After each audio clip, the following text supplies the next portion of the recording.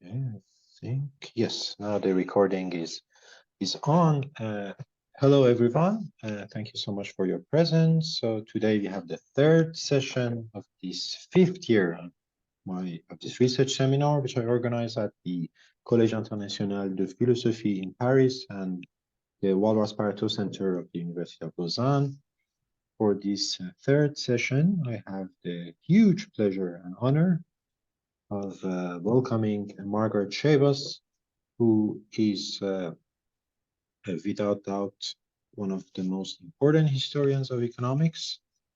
And on top of that, one of the most prominent representatives of what I think nowadays, fortunately, we can officially call integrated history and philosophy of science when it comes to economics. So this seminar is basically about highlighting approaches in the history of economics that have somehow resisted to the what we may call the positivist exclusion of norms and values from economics, and have on the contrary tried to put values and norms at the center of economics. So that is one of the main goals of this seminar. Basically, either in the history of economics, in the philosophy of economics, but also in contemporary economics, what are those approaches that show the fruitfulness of incorporating values and norms into economics in explicit manners? But also, personally, I'm really passionate about both the history of thought, but also philosophy of science and philosophy of economics. So Margaret has always been, for me, a sort of example to emulate her writings. We don't have very many representatives of historical and philosophical studies of economics. Nowadays, we have many examples in many other disciplines in economics, not that many. I hope we will have more examples to come, and Margaret's writings have been a major basically source of inspiration for those who want to study economics, both from a historical point of view, but also from the point of view of the philosophy of science. So Margaret has been a former president of the History of Economics Society and on the advisory or editorial board of many journals, including History of Political Economy, Hope, Economics and Philosophy, European Journal of the History of Economic Thought, and the Journal of the History of Economic Thought. She has written numerous papers on a whole range of topics and co-edited two books, notably David Hume's Political Economy, which was published in 2008. And this book was co-edited with Carl Wennerlind. And she has written specifically three highly influential books. One is A World Ruled by Number on Stanley Jevons. So William Stanley Jevons and the Rise of Mathematical Economics. It was published by Princeton University Press in 1990, and the book was published in its second edition in 2014. Then The Natural Origins of Economics, a book that has highly inspired me. I mean, when I read this book, I was really amazed by its insight, but also by its rigorous analysis of economics, of the history of economic thought. This book was published in 2005. A new edition was published in 2007. And more recently, again with Carl Wennerlind, she has published a book that has already received lots of attention and critical acclaim. The book is called A Philosopher's Economist, Hume and the Rise of Capitalism, which was published in 2020 by the University of Chicago Press. And so beyond her contributions to a whole range of extremely interesting and exciting topics, so as you can see, she's, if not the most, definitely one of the most important specialists of Hume in the world. And I'm glad to let you know that, as you can see, the title through the slides, the talk will also deal with David Hume. So without any further ado, I give you the floor. Thank you so much for your presence. you will have 45 minutes, and then you'll have 45 minutes for the Q&A. The floor is yours. Thank you, Sina, for that very warm introduction. So I'm in Vancouver, and it's only a little after 9 in the morning. And I know for many of you, it's much later. So this paper was presented at the Academy of the Links, Academy de Lincea in Rome last year as part of a workshop on money and crises. And it has come out of, I guess, a deepening of my interest in Hume. And I believe it will be published in their online proceedings, although I don't know quite when. So it'll be edited by Cristina Marcuso and Annalisa Roselli, so people that are well known in this circle. So this is a set of ideas that have, as I say, come out of the more recent book that took us a long time to produce, and unfortunately came out during the pandemic in 2020. But I find that I still have more to say about Hume. I think Carl very wisely has moved on to other topics. Another book has come out by him on scarcity. So one of the things I found quite interesting is the year Hume was born, 1711, happens to be also the year the South Seas Company was founded in England. And it had a new financial innovation, which is this so-called debt for equity swap. So the British Army needed 300,000 pounds to pay for soldiers, and they could have just they decided to issue bonds rather than raise taxes. But the way they had people purchase this was basically to take on equity in the South Seas Company. And 9 years later, as you probably know, there was a major crash, and the crash was even greater over in Paris, because the same method was copied by John Locke with his nascent Mississippi Company. So there's this very interesting moment where the bonds are released in much greater quantity. So Hume is growing up at this time. Now, what you may not know is that he served in the army. There were not many among him in the early modern period among philosophers. Descartes was in the army, but Hume was as well. And he was basically a non-combatant. He did wear a uniform, as you can see in this picture, with this beautiful gold brocade. But his main role was that of secretary and judge advocate to the first the Lieutenant General and then General James St. Clair. He got promoted in the 2 years that Hume was with him. And the first, well, let me say that what Hume did was actually witness battle. He was actually exposed to the horrors of war. The first was a brief incursion into Brittany in the town of Lorient on the coast of France. And the idea was to destroy the headquarters of the French East India Company, but also to divert troops who were fighting the Anglo-Austrian army in Flanders, roughly Belgium. And that succeeded. They sent a battalion down to Brittany to try to thwart the British, and the British retreated very quickly. 2 years later, Hume goes alone with General St. Clair to Vienna on a diplomatic mission to end the War of the Austrian Succession. And I just want to say that he drew interesting observations about the links between war and economic harms, and came to the view that peace is much more conducive to economic flourishing. And you might say, well, that's self-evident, but in fact, it's not. And if you think about economic warfare too, and you think about the East India Company, when it in fact tries to take over both the French and British in India, that there's quite a kind of military presence to much of economic development. So one of the things that's interesting, and I guess I do have to make this larger to see the slide, is that Hume wrote to his brother from Breda after the British won the Battle of Bergen-op-Zoom. And what he's pointing out is the French army looked like ragged scarecrows, these pitiful looking men. So 1,000 of them were paraded through the town. And he goes on to say, sorry, I'm going to have to make the pictures. I think it's visible enough if you want. Okay, well, I have it here in Okay.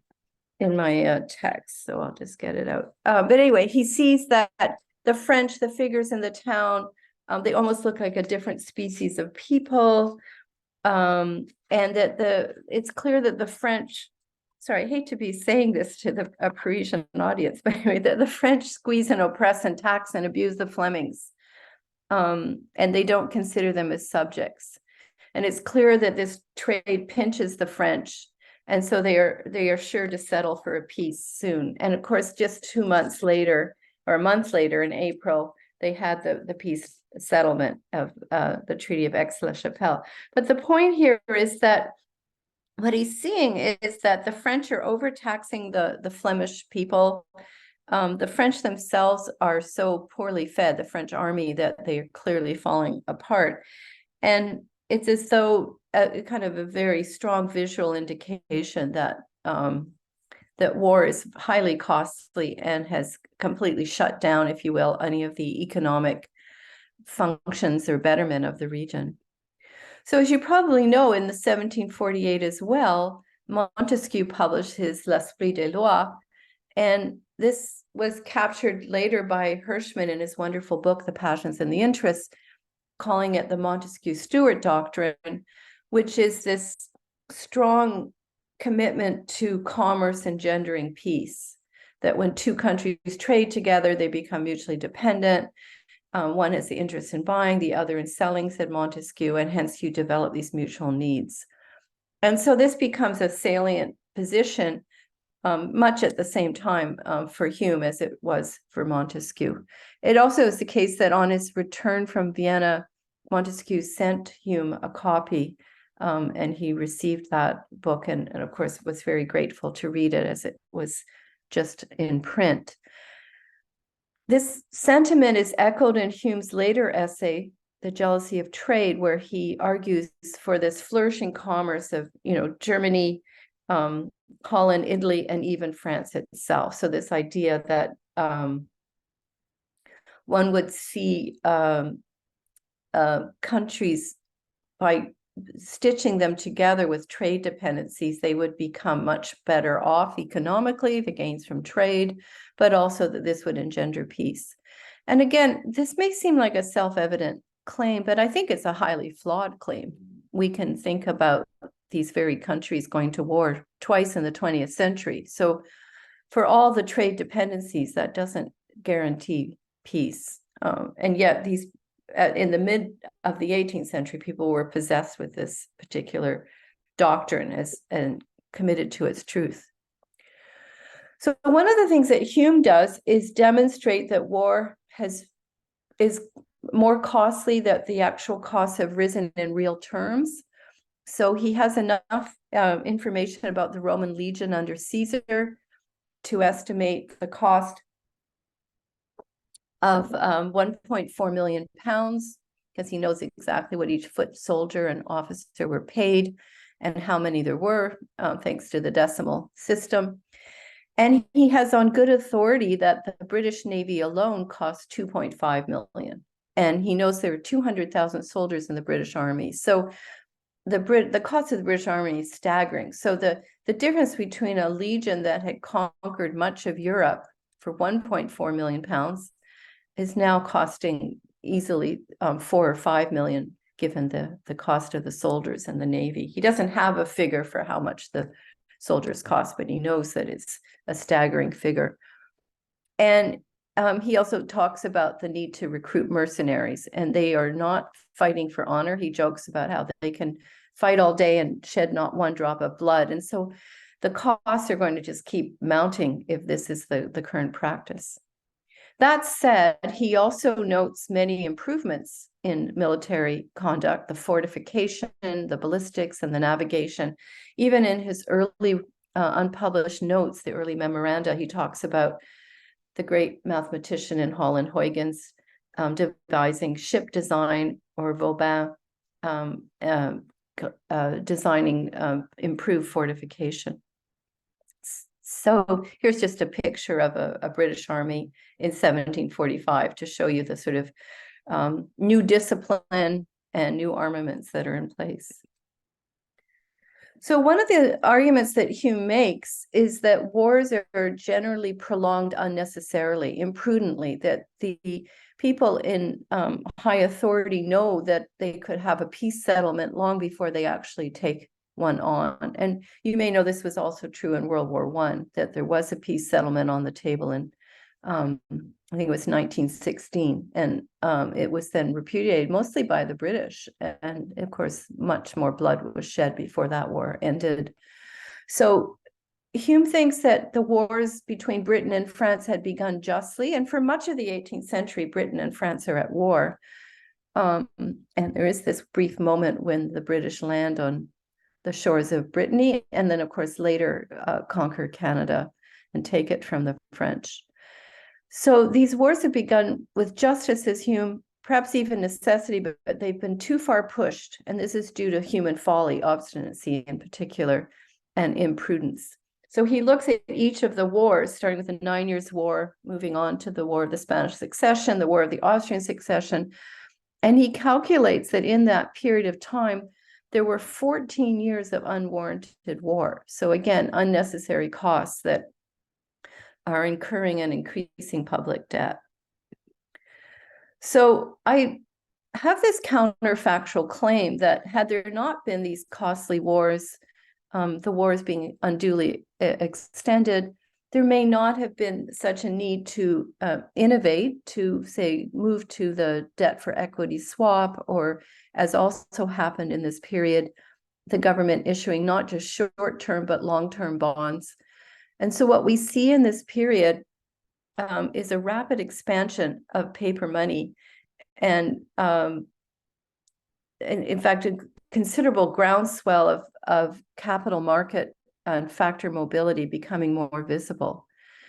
And this is a critical time in the history of economics, but it's also a time when people are writing about growth. They're finally detecting a growing economy and increased standard of living decade to decade.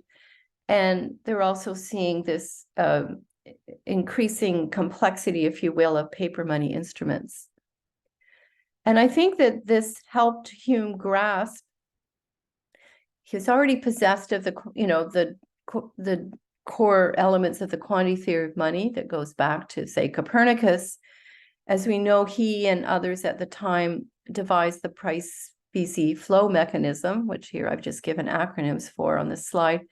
But it also helped him grasp, building on these two wonderful abstractions, a realization that there's a tendency to a uniform profit rate, a tendency to a uniform wage rate, and that this is going to then cultivate a kind of way in which the core physical features of the economy are now represented by, in money terms, by the sort of veil of money. So there's, again, a grasping, I think, on his part of these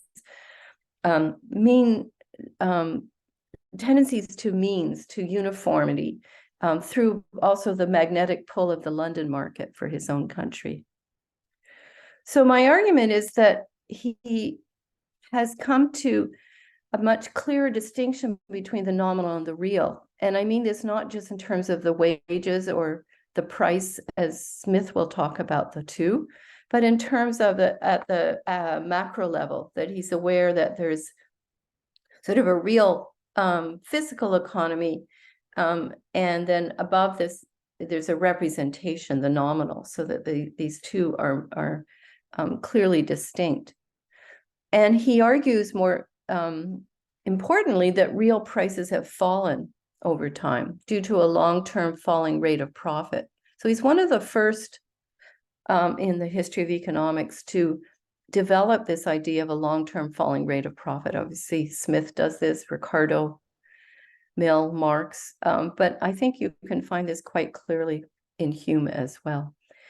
And he's also building on insights that came to pass in the first half of the 18th century, that commodity prices are basically forged by the wage, the return to costs, so they're always cost recovery, but above all, the cost of labor, and of course, secondarily, the cost of capital. But insofar as the profit rate is coming down to a uniform and very low level, in his opinion, the true factor determining prices is that of labor.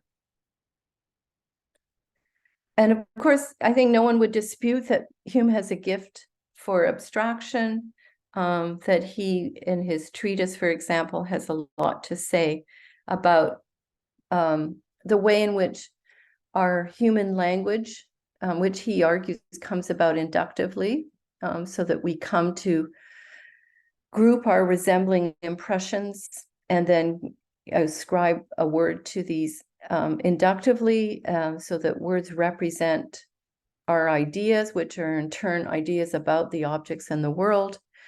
For Hume, there really are only particulars. He's adamant that there are no universals in the Platonic sense. And even an abstract idea, say that we have of a triangle, is always of a particular triangle. So then insofar as we represent things, we do so always with a kind of ever expanding inductive effort to see similarities, resemblances between different objects, applying the same name to all that we may, and recognizing that there will, of course, be borderline cases, but that basically these are efforts to name, and there's nothing really deeper in that. The only thing he notes very briefly is there is a correspondence, say, between French and English. He was fluent in French, and that correspondence suggests that our minds are much more constrained by, say, the principles of association that he commits to in the early part of the treatise.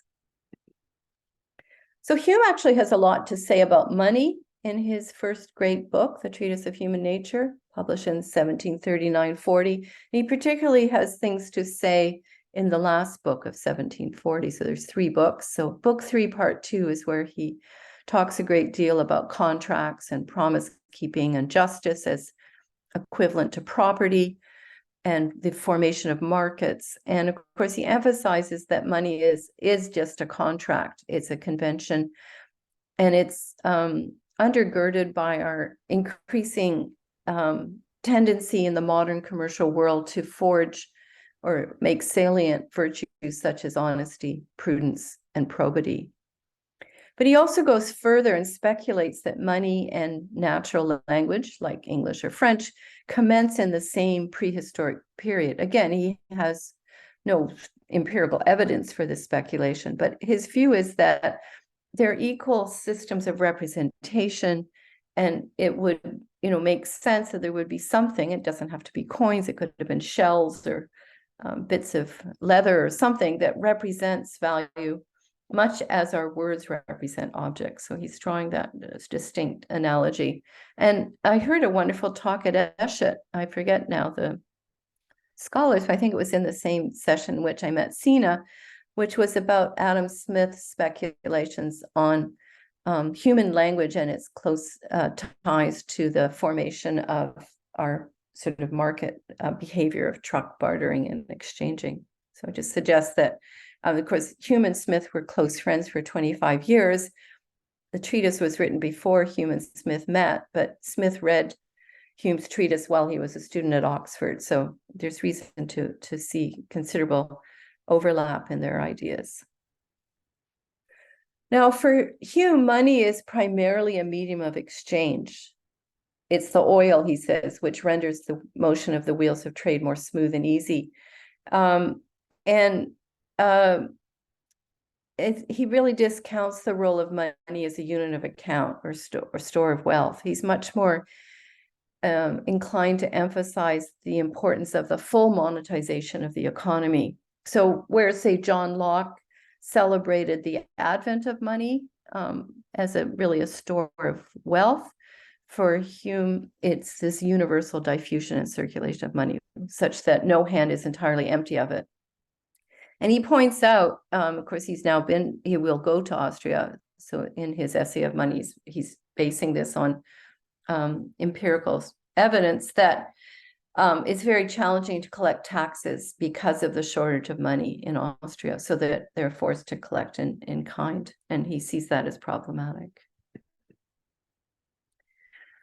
So Hume is, of course, an adherent to the quantity theory of money, but he adds another variable, and I think in this respect, he's quite original, that he realizes that it's the proportion between the circulating money and the commodities in the market which determine the prices. So he's adding in a kind of physical component, if you will, to the quantity theory of money. And he notes that if you go back to 1500 under Henry VII, a crown, 5 shillings, will serve the same purpose as a pound, 20 shillings, does at present in 1750. So if you think about the 250 years, or go back a little bit to 1492 with the European arrival in the Caribbean with Columbus, that the money supply has increased, he says, by almost a factor of 8, but the price level is only increased by a factor of 4, right? The 5 shillings to 20 shillings from Henry VII or Harry VII to the current period when Hume is writing in 1750. And so for him, that is conclusive proof that the European economy has doubled its output, which is a quite significant rate of growth given what little they know of previous centuries. So his idea is that there are more commodities that are produced, that have come to market. Unequivocally, the economy has grown. Again, these are very new ideas in the early part of the 18th century. A number of people, Anthony Brewer wrote an interesting article long ago about the kind of discovery of growth. And you could say it might be there in John Locke when he compares the European or the English commoner with his shoes and coat to the person in a faraway land who's living without shoes and without coats and so forth. But I think it's still not sufficient to talk about, to see that as generalizable, if you will, or abstract, in the way that Hume is able to now demonstrate his remarkable amount of growth. And so this, I think, helps us see how he can make the important insights and steps at the level of abstraction to the nominal real distinction. So I think one of the things that is striking when you first get to know Hume is that he seems to have conflicting claims. He has the price specie flow mechanism, which essentially argues that money is neutral, and it simply equilibrates around the globe in correspondence with the balance of trade, and under ideal conditions would establish this kind of uniformity, if you will, as if money, like a fluid, is always at sea level. And then, of course, he has his other very important insight, the one that Milton Friedman will later celebrate, where money can, for a temporary period, actually stimulate growth and unleash the sort of money multiplier. And this is, I think, different, that the price specie flow mechanism is really very much a nominal account, and it's done, I argue, as a thought experiment. So it's only operating under ideal conditions, but it helps us to grasp tendencies that Hume believes are in fact in place. It's just that the actual mechanism is very much, you might say, at the level of a veil of money, a surface phenomenon, if you will. But the stimulus account is a real account. It's where the money that comes because some merchants have exported cloth to Spain and brought back a boat with good Spanish or English coins, that for a brief period one gets a stimulus and one gets genuine economic growth. And this is something that Carl Ennerlin made quite well known in his 2005 paper in the Journal of Political Economy.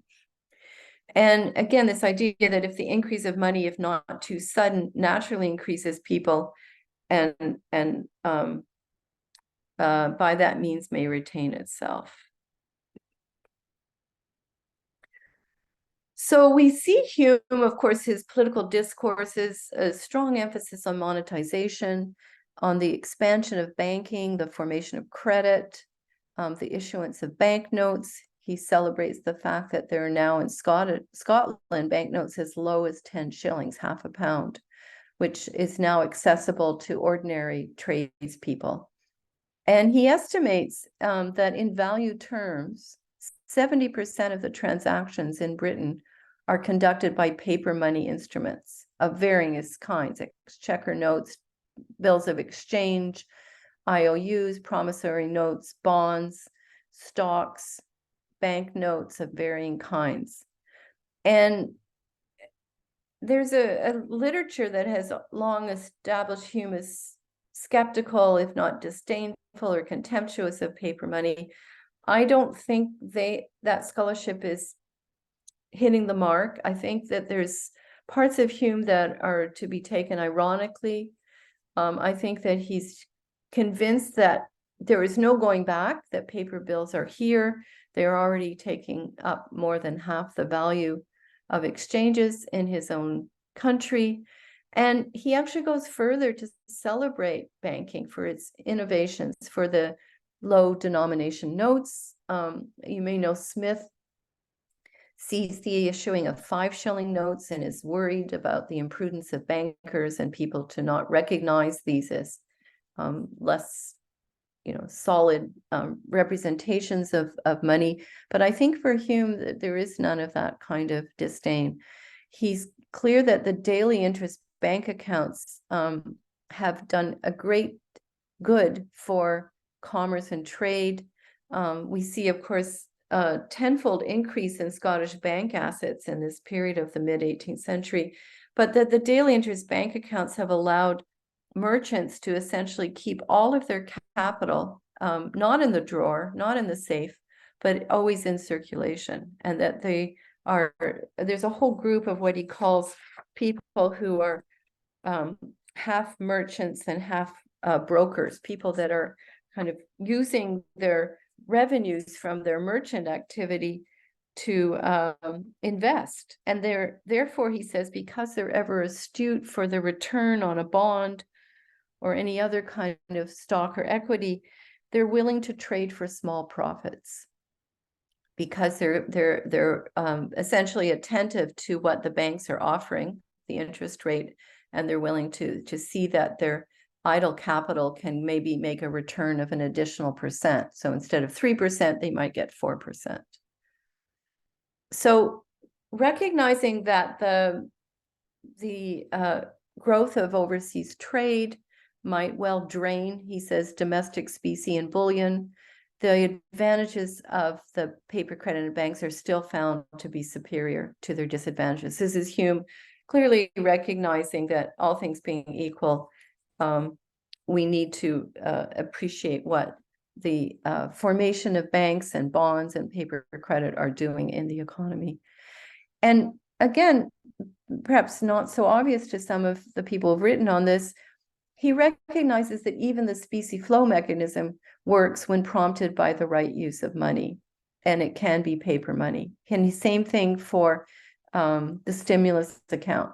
His view is that if paper credit is fully recognized, it too could have this good effect of engendering temporary growth. So overall, this wide circulation of bonds facilitates trade and commerce and is thus a good for the general commerce of a state. And the question is why? Well, as I've said, the merchants no longer have idle funds. They constantly use their bank credit as ready money. They can do this at a much lower interest rate. A merchant with a bank loan might repay a sum so small as £2, and the interest is £20, and the interest is discounted from the very day. So that there's never any inefficiency, if you will. All the money is on a daily basis. Either accounts are settled between the merchant and the bank, and we get this constant circulation. So as a result, Hume says a supply of £5,000 can perform the same as if it were 6,000 or 7,000. And merchants are therefore enabled to trade to a much greater extent and require less profit in all their transactions. So he's saying this several times over, that they are able to, per unit, if you will, cover the cost of the wage and the cloth or shoes they're producing, but be content with a small markup or return, say 4%. And I think one of Hume's most brilliant essays in the political discourses is the essay of interest, because it's there that he grasps the strong convergence between the interest rate and the profit rate, right? That no man will accept of low profits where you can have high interest from lending to a bank, and no man will accept of low interest where you can have high profits, say, producing cloth or shoes. But he goes further, of course, not just to argue that with our sophisticated bank and capital markets, we now see this strong convergence where the profit rate will be slightly higher than the interest rate, but not much higher. So there will be always this convergence and strong tendency, but that the interest rate itself is a non-monetary phenomenon, that it reflects accumulation of capital by the merchants and the manufacturers. So he emphasizes that at the surface, the interest rate is a price that clears the market for loanable funds, but that in essence, it's a non-monetary phenomenon. And it's really correlated with capital accumulation. So he's also emphasizing how important that is for the growth of the economy. And of course, we can see the interest rate, and he points out we cannot see the profit rate, not readily, not easily, but we know that the interest rate has fallen from 10% under Elizabeth I in 1571 to roughly 3% in 1750. And actually, Hume became very successful in the sale of his books. The Political Discourses was his bestseller, but then the First and Second Inquiry, History of England, and he went from being a poor aristocrat living on a meager annuity of £50 a year to making over £1,000 a year on his copyrights, on the sales of his books. So he starts to invest his money later in life. And there's some correspondence which suggests he's content to get a little over 4%. So he's very cognizant that he can't do much better than the 3% that he would get putting it in the bank.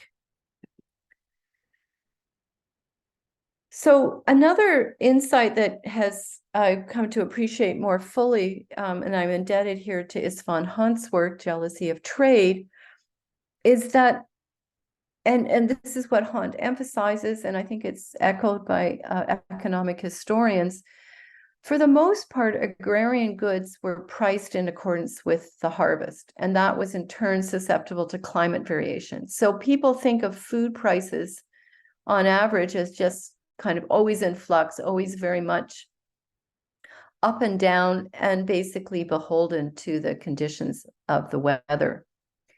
Manufactured goods, at least for the very early modern period, 15th, early 16th century, were still under the auspices of guilds. And there wasn't within the guild a clear distinction between the wage and the profit. It's only, and this is what Hunt argues, in the early 18th century, sort of circa 1700, 1720, that we start to see a clear distinction of two costs of production, the return to labor and the return to capital, or the wage and the profit. And this was grasped by such figures as Charles Davenant, John Pollexfen, and later Henry Martin.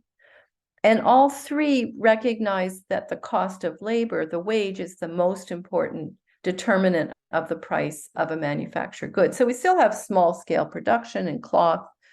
The pin factory of Smith is still only 10 people in that picture of the atelier.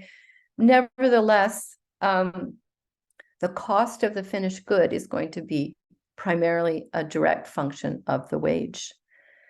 And I think also it's important to see that Britain has already shifted, and Hume actually acknowledges this figure and takes issue, for example, with Quenet's tableau, because he believes 1/3 of the Britons were now basically artisans, and over half are urbanized. And he made that comment as well when he went to Holland, which truly was 50% urbanized at the time, and even going along to Austria, noting cities like Frankfurt, that everybody was basically living in towns and villages.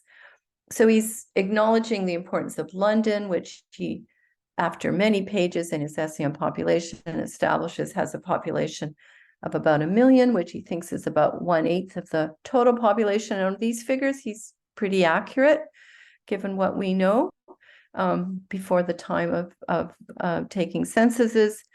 And he makes clear, for example, that the price of almost everything, almost every commodity is basically determined by the wage.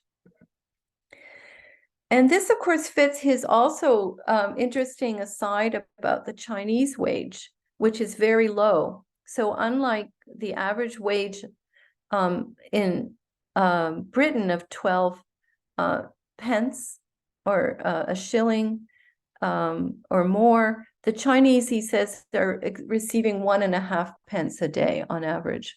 So their wages are very low, and this will threaten British trade eventually. As he says, if we could see a world where shipping costs were brought down considerably, something that's happened even more so with our containment shipping and late, quote, everything we use would be Chinese. So he's aware that the most forceful ingredient in determining a price of a good and therefore its competition around the world is the wage. And this, of course, fits his specie flow mechanism, that wages will move in step with the quantity of money, but capital will also flee to countries of lower wages, and they will outcompete the current hegemonic economy. So he's aware that the British economy is fragile. It's not necessarily going to continue indefinitely. Like Adam Smith, he sees the immense potential of North America to develop economically. And in this kind of brief set of comments he makes about China, even its potential to be the great economic power that it has become. So Hume also has a inkling, and again, I owe a debt to Cesarano, Filippo Cesarano in Italy, that Hume has essentially the law of one price. And that's partly because, as he says in a letter to Turgot, there cannot be two prices for the same species of labor, so that you have the same kind of skilled weaving, let's say, or shoe production, and people will have the same wage. And that's because he says if in one sector the wage is unduly high, this will tempt many hands to go into that species of industry, and that will bring down the price of the labor. So there's enough mobility in labor, and he will argue certainly in capital markets, to induce this uniformity of the wage, at least by the species, by the type of labor.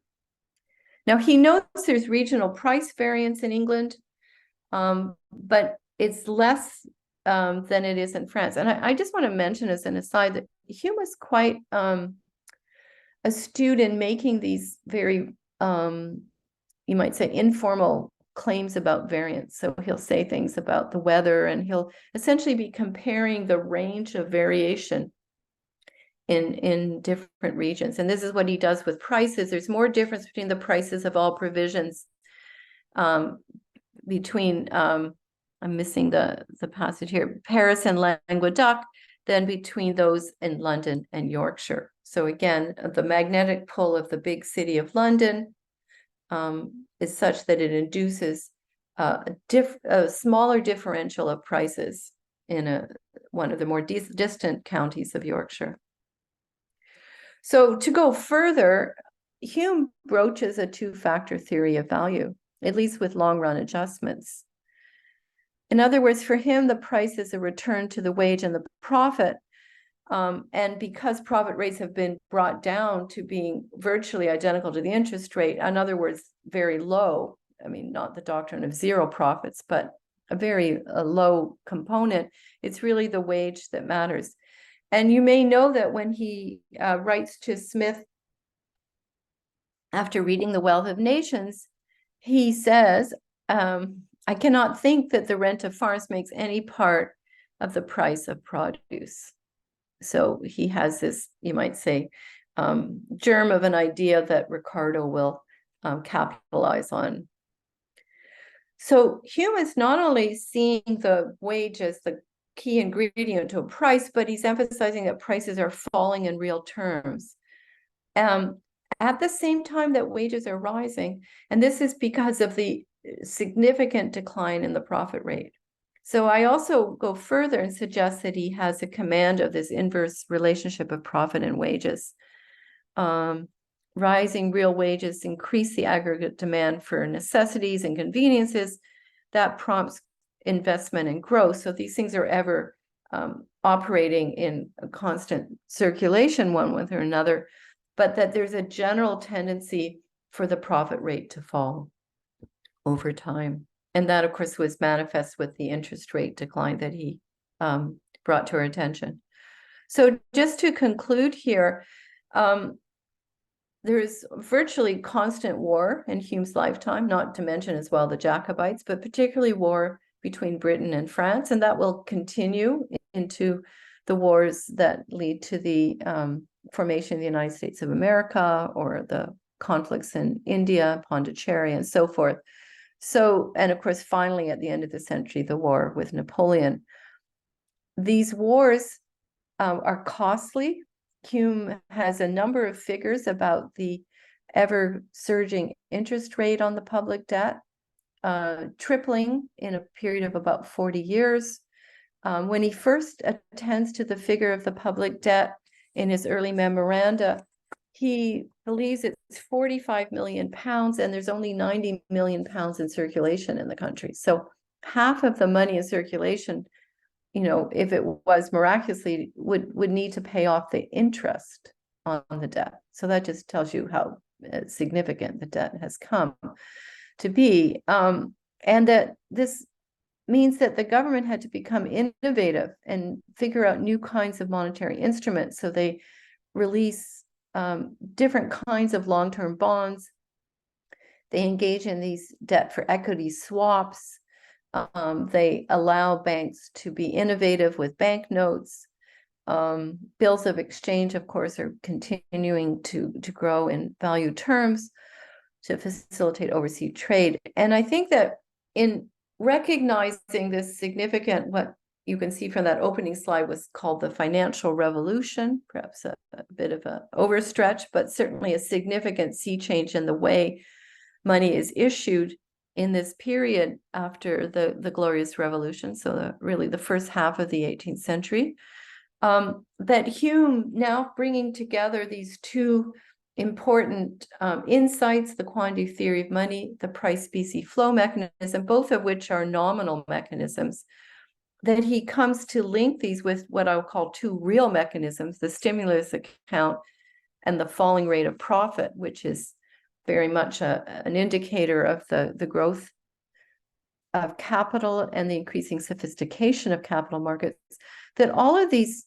enabled Hume, and here I will say arguably more than his predecessors, to grasp this distinction between the nominal and the real, that he has an overall picture of an economy in physical terms where people are planting seeds and harvesting corn and making shoes and weaving cloth, that usually weavers are Hume's paradigmatic example of manufacturing, that all these things are taking place, and it's represented, as he had argued in the treatise, by money. And so this idea of a kind of veil of money, an idea that doesn't really get articulated as such until the early 20th century, with, I think, Wicksell being one of the first to use the phrase, the veil of money.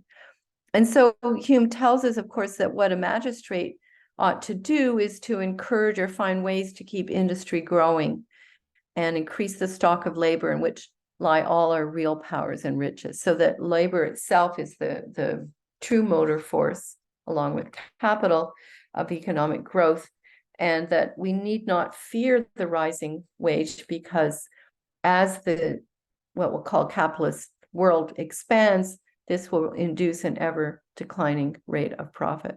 So I'm going to stop there and take questions. Thank you. Thank you so much, Margaret, for this extremely insightful, very interesting talk.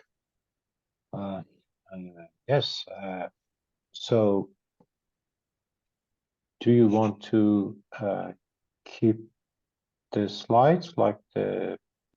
I'm happy to stop unless, yeah, I think we just stop. That's Okay. fine with me. Yeah, good. I have the paper here, so, and I have the slides on my laptop if need be. Okay, so thank you so much for this really insightful talk. I have several questions, but maybe I would start with one question, and then I would ask others to ask their own questions. My first question would be, before turning to the question of money, I was wondering when he discusses the falling rate of profit. So given that Smith, Ricardo, and Marx, when they discuss it, they draw quite different conclusions regarding the economic interests of the three classes, right? I mean, rentiers, let's say capital owners and workers. For Smith, owners of capital, their interest is against the general interest because of the falling rate of profit, whereas the interest of workers and landowners is in conformity to the general interest. For Ricardo, it is more like the interest of capitalists and workers against the interest of landowners. And for Marx, it is basically the interest of workers against the interests of landowners and capitalists. So does he draw any conclusion from his observations regarding the falling rate of profit, regarding the nature of interest when it comes to these three main classes? Oh, it's a very good question. I think Hume generally conveys the impression that his sympathies lie with the merchant manufacturing class. But he points out, as you will remember, maybe in a famous passage in Ricardo, that you can tolerate a much lower return as your revenues grow. So if you have an enterprise with £100,000 and you get a 7% return, but then you get that enterprise to grow to £500,000, then you can tolerate a 4% return and make more money, right? I mean, Ricardo has that floor of 6%, but what Hume is suggesting is that, you know, money is never idle, so that any merchant is basically also as he puts it, a stockbroker. They're investing in equities and bonds. They're got the bank around the corner, and they're just very much engaged with the daily interest wheelings and dealings that allow them to keep all of their idle revenue receiving a return. And of course, borrowing money because the interest rate is now historically much lower, so they're able to expand. So in that respect, he doesn't see the falling rate of profit as an alarm bell whatsoever. But again, he points out that in places like Jamaica or China, it's very high. The same thing as Smith, and it's high because the commerce isn't developed. And I think increasingly, as I read Hume, he is sympathetic to what they call the lower orders, the working class. He, like Smith, very much wants a higher wages. And I've written a paper that will be coming out with a Cambridge guide to Hume's essays. And it argues that Hume is committed to reducing the inequality of income, not necessarily of wealth, but of income, that he wants to sort of eliminate the extreme poor and destitute, and to see the general working people acquire skills and increase their average wage. So I think generally he's inclined to favor high wages. And, you know, he even suggests that this isn't such an alarm bell given foreign competition, which, by the way, he sees as a direct determinant of the wage. And again, in Letters to Turgot, that there's not much leeway for a cloth manufacturer when it comes to wages, because they're competing in a foreign market. So they're sort of beholden to those limitations. But his view is that if they can make superior quality products, they will always be able to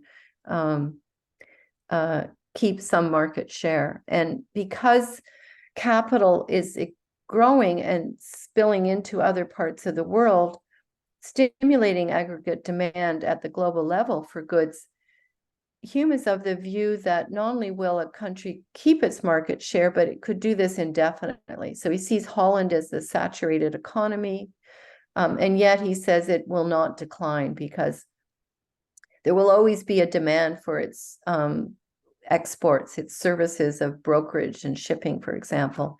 And because other regions like North America are becoming very wealthy, they will demand those Dutch services. So his view is that you can see a sort of, I guess what Spiegel called the migration of economic opportunity as bootstrapping the demand for all these regions, even though they are, of course, relatively prosperous in their productivity.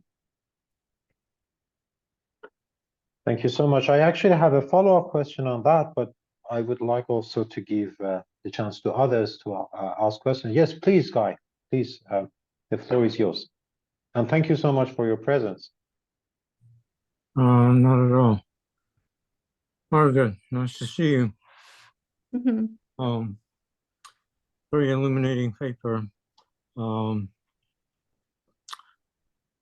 Everything you have to say rests on the idea that Hume had a theory of money, which means that it was possible for him, given his theory of mind, to develop a theory of money.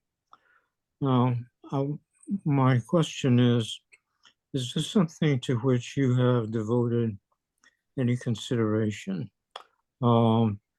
It's something I've never understood.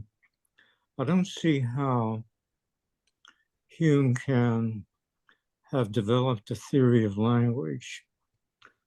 And of course, money is a language, monetary units, paper money, other modes of monetary practices. These are all signifiers that rest on the fact that people agree with one another in their use of language. How is that possible, given his theory of mind in the treatise and the inquiry? Perceptions are imprinted. It's a mechanistic theory of mind. Perceptions are imprinted on the mind as impressions. Impressions are copied as ideas, and language, it's essentially a theory of language as names. Languages are names that attach to ideas.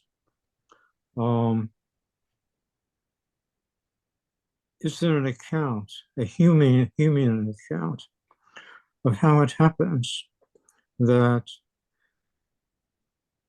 the relationships between perceptions, impressions, ideas, and words in my mind and your mind turn out to be the same, so that we can talk to one another, exchange with one another, reach agreements on prices, and so on.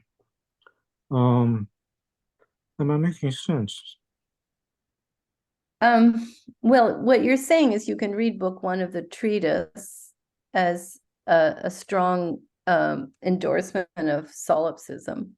And then Hume, of course, retreats from that in the closing pages and says, I can't really endure this extreme skepticism.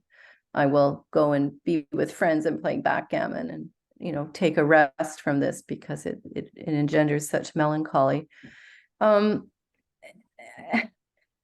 Hume ends up in this position that there may be no identity between, the contents of your mind and mine, but he also is strongly committed to the 3 principles of association. So the mechanisms by which we associate, right, with resemblance, cause and effect, and contiguity, that those are exhaustive of how the mind operates. And when he says such things as there's a correspondence between different languages, i.e. French and English, for much the same thing, and the fact that we do use language, then that, I think, drives or stacks the cards in favor of a non-solipsistic world. I think it strains credulity that Hume would then go on to write all the papers that he did about economics or history. If he was truly embraced of this, he would have become a hermit and we would never have heard of him again. And I think there's a way to read book one in a different light, which is something we argue in the book, that what he's really trying to do, as he says from the outset, is start a science of human nature. And so he's trying to find, uniformities or limits to how we humans process the world. And he argues even more forcefully that until we do that, we can't even commit to a system of physical science. And when he's writing, there's still a very strong debate waging between the Leibnizians, the Cartesians, and the Newtonians. It's not clear who has the right metaphysics, if you will. The right system of physics. So he's quite aware that physics is lacking in consensus.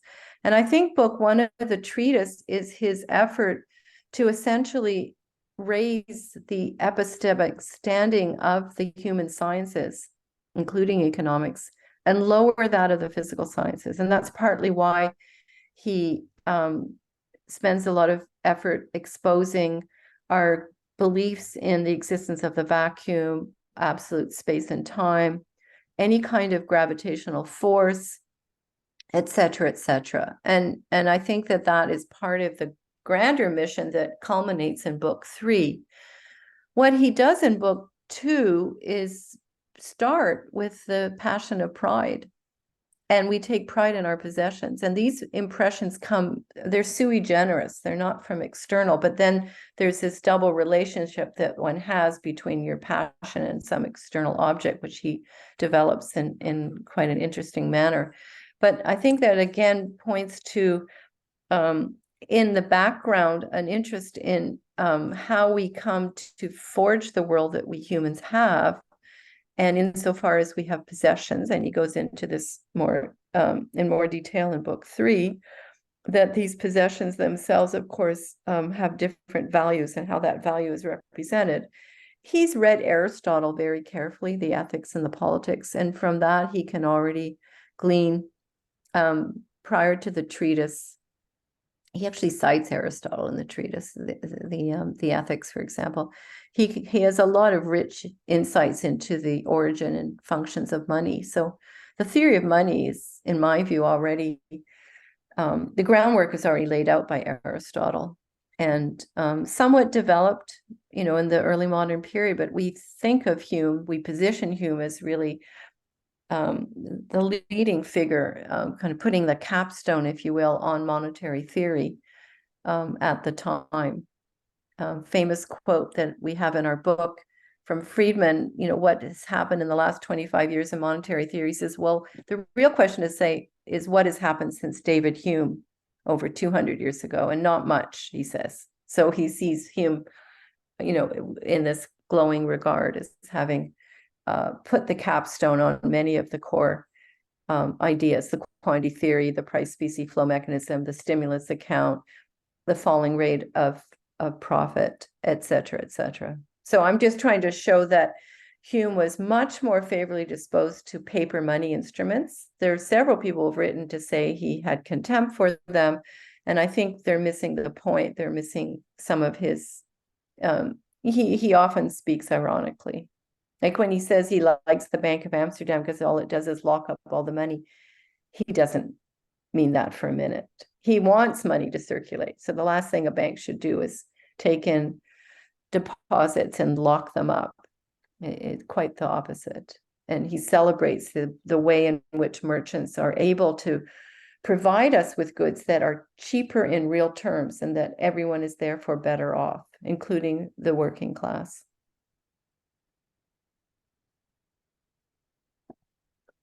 Thank you so much for this exchange. Other questions or comments? Does anyone else want to come forward, please? do so if you have any questions or comments, because otherwise I would be asking too many questions. Well, you probably read the work more, so. But specifically the ladies present, I'd be very thankful if you could come forward. Yes, Sky, you have another comment or question? Yes, please. Same point. Thank you, just, yeah. Yeah, thanks for responding in detail. Yeah, I understand that Hume is trying to make a case for the investigation of the territory of the moral sciences. And of course, he does back away from the consequences, the epistemological consequences of the treatise at the end of the book. But on Humean grounds, it's not clear that he has any basis for doing that. That's what I found troubling. The being pulled in is hardly a characteristic of Hume, or it's not a very interesting observation on my part, but he's pulled in several directions. On the one hand, there's the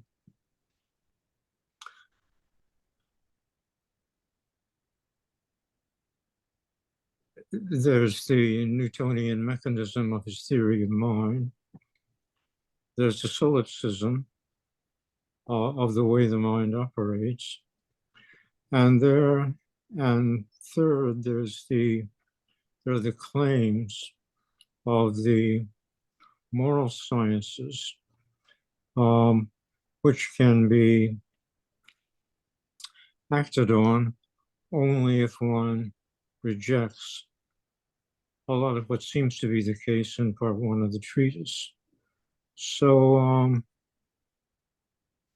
yeah, I think I'll say no more about that. Thanks very much for responding. You've thought this out and worked on it, obviously much more thoroughly than I have. Thanks very much. Well, I'll just follow on that. I'm actually just in the throes of a graduate seminar just based on the treatise, which I've done 4 or 5 times in my career. So it's quite fresh on my mind. And it's true that in a way, Hume and I think Ernst Mach is similar in this respect. There are only perceptions, period. There's only just the impressions and the ideas that get sort of, in a kind of combinatorial manner, rearranged inside your mind. He's trying to take issue with George Berkeley, who is in some sense similar, right? To be is to be perceived. So all we have are perceptions, even the physicality and depth, right? Berkeley argues there's nothing material behind the sense data, if you will. But for Berkeley, it's because God is creating everything, so that we, and Hume kind of captures this very well. Like, we know that I'm a real person over in Vancouver, but all you're seeing is this flat visual representation of me. And for Berkeley, that's sufficient, the flatness. There's no need to have depth or for me to be there to be any spatial distance between me and Sina. It's like God is running the movie projector. I think Hume, and here he's being motivated strongly by his irreligious beliefs, wants to take issue with that. And I think for Hume, he's a strong physicalist. There really is just all mental features of our world are reducible down to physical states. And he can't say what these are, like he doesn't have access to neurophysiology. But even the mechanisms of association that combine the contents of your mind and delimit the way you can combine them are drawing him to this physicalism. And he goes further in the treatise profoundly, and in some sense, without historical precedent, even keeping in mind someone like Hobbes, that there is no moral content to our universe. There's no providence. there's nothing in our world that is, in some sense, good or bad. There's nothing in that. And as he points out again in book 3, when you see an action, it has no moral content. It's all going to be based on our judgment of intentions, which themselves, he argues, are really the product of a long chain of determining factors. That I think what he's doing in his philosophy of mind is establishing a sort of mind-brain identity, and that the brain is essentially all we need to talk about, and everything is physical for him. And in that respect, as human beings, we engage in trade, and we form markets, and we create money. And eventually we create banks, which he talks about in many passages. He talks about the early banking in North Italy and Genoa, and Venice and Florence. And he talks about British banks, Bank of England, the Scottish banks, the lack of banking in France. I mean, he's very cognizant of this arrival of a new institution in early modern times and all of its important implications for economic activity. So I'll stop there. I see there's a question from Jem. Yes, Jem, please, the floor is yours, and also thank you for your presence as well. Hello, well, thank you, Margaret. Thank you, Sina, for this wonderful seminar. I want to ask Margaret a question that has confused me a lot in Hume. Well, do you think there is do you think that he has a clear distinction between public debt and paper money? Because you emphasized his favorable stance on paper money and how he observed the beneficial effects of it. And at the same time, of course, very famously, we know how he was opposed to public debt. Well, maybe mostly for causing more wars, right? I mean, it's not just public, wars were possible because of public credit expansion, but because of that, there were more wars. So, yeah, I mean, it confuses me because he seems to use paper money also sometimes to define public debt. And so, I don't know, do you have a solution to have a clear, to propose a clearer classification? Okay, so there are lots of things I could say. I don't think he's opposed to bonds or public credit per se, and he says in that famous essay of public credit that there are many advantages to public credit, including engendering, all things being equal, lower profits, because it creates more ways for capitalists to park their money, and this is good. It facilitates all of that he celebrates. What he's always concerned about is human folly, that people are prone to conniving, deception, power mongering. And so the problem is that you cannot put in, it's like the issuance of banks, that they could, and he's aware of this, I think Smith even more so, that banks could go beyond the fractional reserve that is prudent. And or as we saw recently with the bank in California, just fire the CEO of risk and forget to replace the person who's going to keep an eye on things. And the same is true with governments. He has a diatribe against Walpole, who's the main issuer of this surge of bonds in the first half of the 18th century. And it's his view is that there's nothing to limit these politicians, that they're going to make imprudent decisions on the level.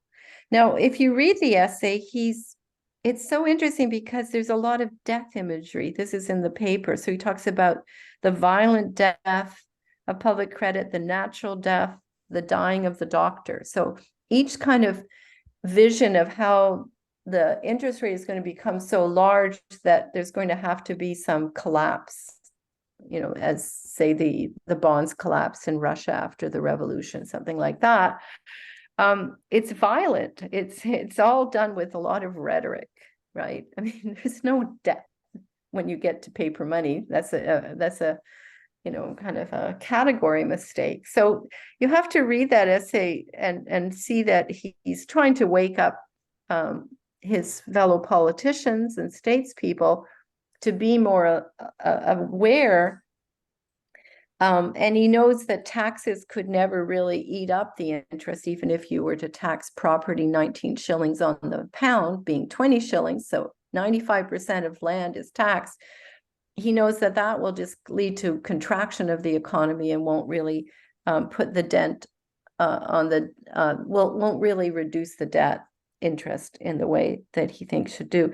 He does have one brief moment where he sees the ray of hope that, of course, explains why Britain never declared bankruptcy, and that is economic growth. That if the economy can grow substantially, then it will dwarf the interest on the debt. And that's, of course, what happened. He didn't, of course, really anticipate the Industrial Revolution, although he talks about technology transfer, but nothing could have led him to envision the rapid expansion of, say, cloth production in Britain, particularly cotton production after the cotton gin is found in the 1790s. Nothing could show him that. But his view is if that was to happen, then that would swallow up the debt. And that, of course, is partly what happened. So he has this, but of course, this public credit is always tottering, ready to bury us in ruins. Like there's so much graphic language in that essay. And I think that he does think that if things got that dire, the best thing the state could do is declare bankruptcy. But he also says it won't take long before bonds will be issued all over again, because he says any rational person would still rather borrow from the state than from a private individual. So in a matter of 10 or 20 years, he says bonds would come right back into place and the debt would grow. And unfortunately, war continues. And more unfortunately, it is always prolonged imprudently. So the wars are always longer than they ought to be. So again, individuals cannot be trusted to do the right thing, to end the war when it's prudent to end the war, to limit the issuance of the debt, and so on and so forth. I think he's of the view that the cost of war will ever increase. And of course, in that time period of the state revenue, well over 50%, probably closer to 80%, was going to just the military expenditures. And of course, in our day, it's 2% or less. In Canada, it's less than 2% goes to military expenditures of our state revenues. So that also, of course, helps us to understand the difference. That said, we have ever burgeoning debts in all of the G7, G10, G20. I mean, no country is sort of able to just smugly say, oh, we have no public debt. And instead they look at the interest. Yeah.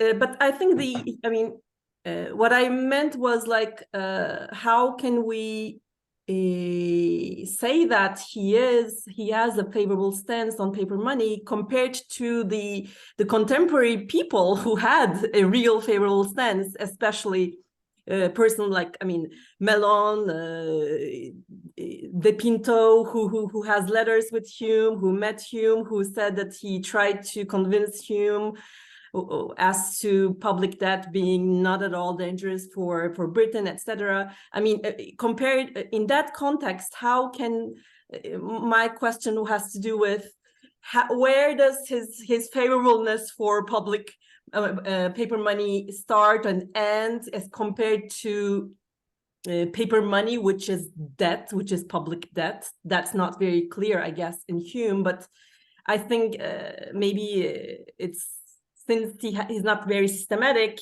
that's like what you said about irony. Of course, I mean, that's all Hume, but I don't know any solution to propose a clear understanding of Hume's stance on paper money. So I'll say it again. I don't think it's paper money per se, bonds, credit, any of that he's troubled by. It's the frailties of humans in power that all politicians are knaves, they can't be trusted. Now, in his essay on the ideal commonwealth, which is kind of a short account of a future utopia, there's much greater distribution, if you will, of power. So he envisions, a bit like Rousseau in his social contract, many dozens of magistrates, rates of election turning over the power. So there's much more accountability and transparency to governance. I think that's the way to sum it up. And I think that for him is the ray of hope, not just economic growth, which he's also, of course, captured and articulated some of the underlying mechanisms for growth that will dwarf the debt, but particularly a way to, and of course he writes dozens of essays on politics and very abstract essays about reflecting on the essence of representative government. His very last essay is on ideal governance. So I think that's the place to draw one's attention, is to how this can come about. But I also think that Hume, a bit like Thomas Munn, thinks that the forces of global trade override the actions of individuals, that there are individuals like Walpole who can do damage, but the forces that are now in play with global manufacturing, global trade, with the ever-savvy brokers and commercial agents who can take their capital abroad, he says, they fly. They don't have planes, but they're moving at great rapidity. He says an East India bond can be liquidated in 15 minutes. It still takes 15 minutes to sell a share, an equity. You still have to go through compliance. I mean, nothing has changed that much, but his point is this is such a powerful part of the modern world. The financial world is so immense. And I think this is almost clearer now than ever before, that really individuals are for the most part beholden to the system. So the whole kind of massive mechanisms that govern the issuance of varying kinds of paper money instruments and the trade that they attach themselves to dwarfs the actions of individuals. And I think that his use of the interest rate as a barometer is very apt. Barometers had just become a household commodity in the 1740s. They measure atmospheric pressure. The atmosphere coats the globe. It doesn't recognize national boundaries. It's the whole atmosphere around the earth. And I think now you can measure, this change in the pressure and make some predictions. The interest rate is like that, but it's also in some sense attending to the global economy, which wraps itself around the earth. And that's partly why we find Hume ever attending, and Adam Smith does this too, to all the far regions of the world. They talk about Bengal, they talk about China, they talk about North Africa, many of the different countries in Europe. So they'll talk specifically about things in Sweden or the Baltics, or they'll talk about Poland, or they'll talk about Spain and Portugal, not to mention, of course, the countries they know much better, France and Holland. They talk about North America, they talk about the Caribbean. They're really very drawn to understanding the way what we will now call capitalism, they didn't use that word then, has spread itself and is ever spreading itself around the globe. And I think a strong cognition of that feeds into Hume's realization that we live in a world of paper money. It's here to stay. It's already a significant part of the British economy, and it's only a matter of time before other countries follow suit.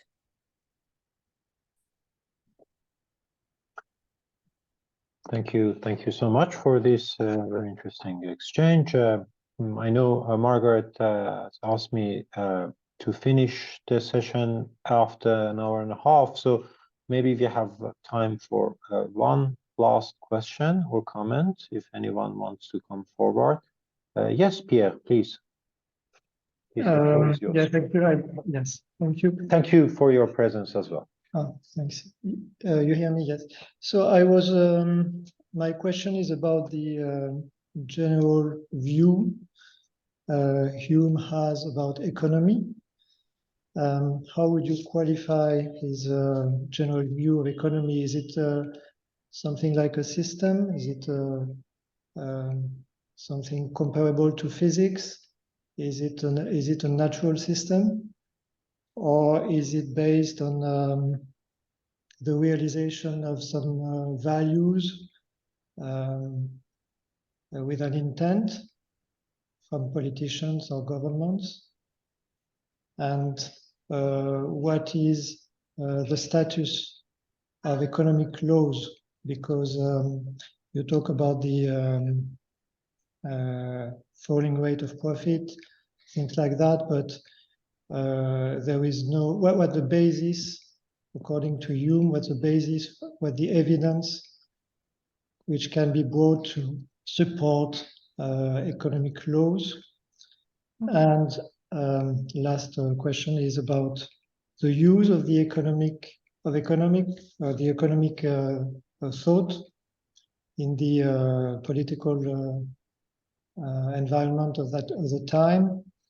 You mentioned the link between the economy and peace, the fact that wars are costly.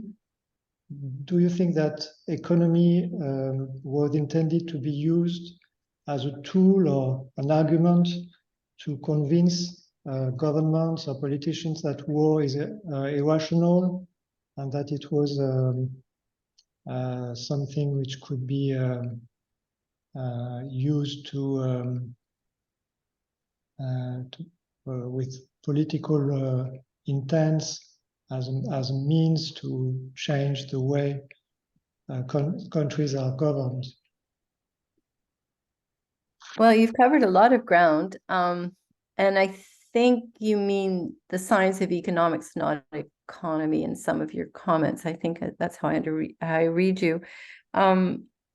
Hume observes that until about a century before, nobody even mentions trade when they write in political discourse. Machiavelli, he says, never mentions the word trade, even though he's in, Florence, in a place which is, great guns when it comes to trade. So he says trade has not been an affair of the state until recently. So in his view, yes, governments need to be increasingly cognizant of what is happening in the commercial world. Of course, they've always collected taxes, but the taxes themselves, as he points out, are very much a function of the monetization of the state or the region.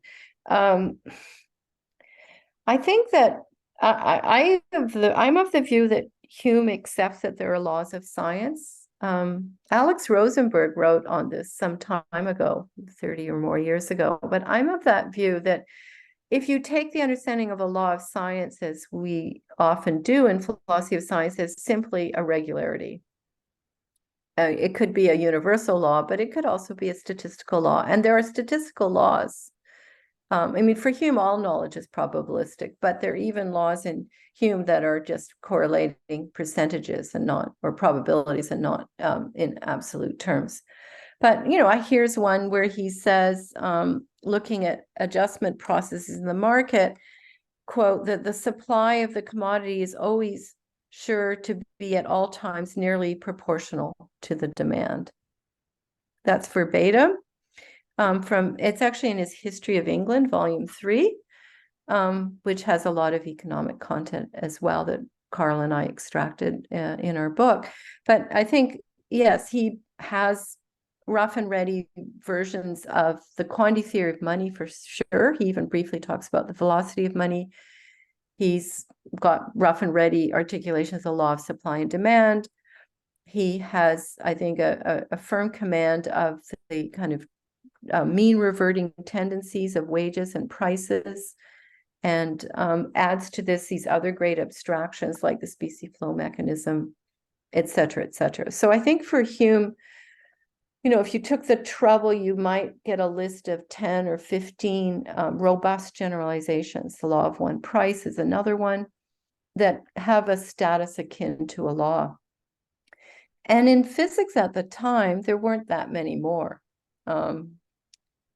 15 to 20, if you go back to, say, some of the regularities of Archimedes or some of the late schoolmen like Occam, but they were no longer endorsed. But Descartes gives us his 7 laws of physics, of which only the first is veridical by the time Hume was putting pen to paper, the principle of inertia.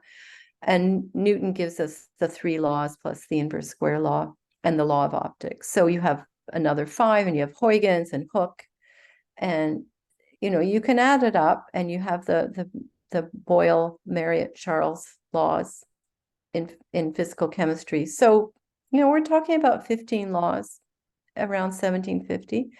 I think it's something that's really interesting to ruminate on, is that by the 20th century, there are about 100 laws in economics on the books. If you take things like Phillips curve, Laffer curve, all the other kinds of laws, Pareto's, regularities, et cetera, but that what's happened since, say, the heyday post-war general equilibrium theories, we've been shedding laws in economics. And economists no longer look for laws, they build models. They don't look for laws. The model may create a structure that maps onto the world in a kind of robust law-like manner, but that's not really what they're looking for, and they can't label it as such, as a law. Similarly, in physics, there's been again, by the time you get to Maxwell, electricity and magnetism has about 30 more laws. So now we're up to about 50, and it just keeps growing. And you get to this kind of,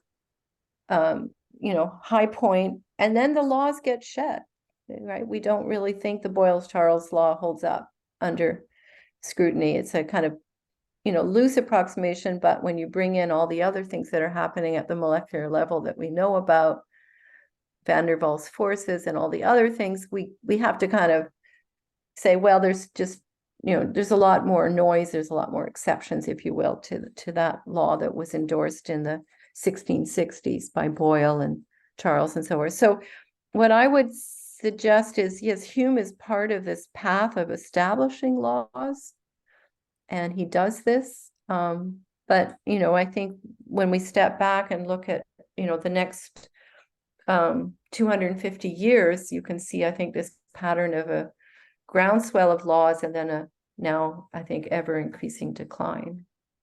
So I'll stop with that, but I hope I've answered some of your questions about both the political intersection with economics, if you will, with trade in particular, trade policy, and the promotion of trade and monetary issuance, of course, becoming part of the state with the issuance of bonds and bank money.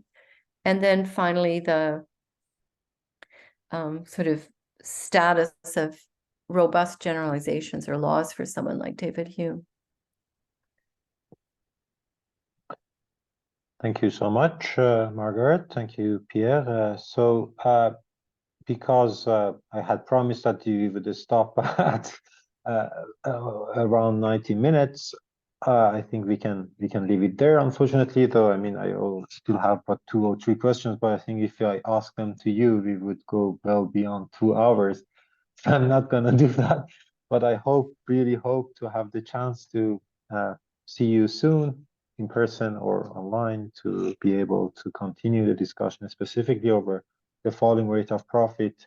It's really something I've really worked on for a long time in Smith, Ricardo, and Marx. So I was really, I was curious to understand better the distinction and the conclusions that can be drawn from it, according to Hume.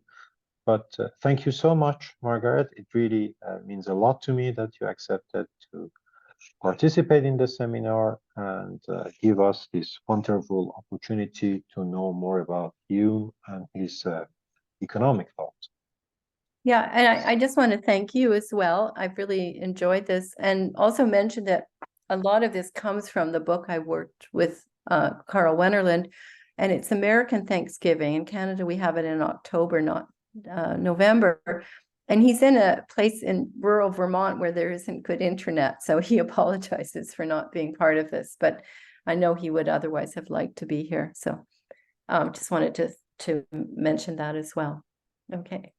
Thank Yes, you. thank you. Bye, Thank you so everyone. much. Thanks. Thank you. So yes, thank you to all of you for being there. I really appreciate it. Again, thank you infinitely to Margaret for her wonderful talk. And so the next session of the seminar will be in January. So there won't be any session in December because December is December.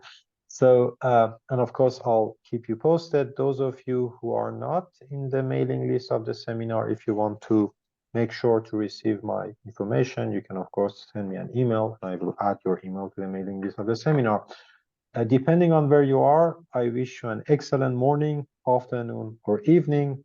And of course, have an excellent weekend on top of all of that. And again, thank you to all of you. And specifically, thank you so much to Margaret Schabas for this amazing talk.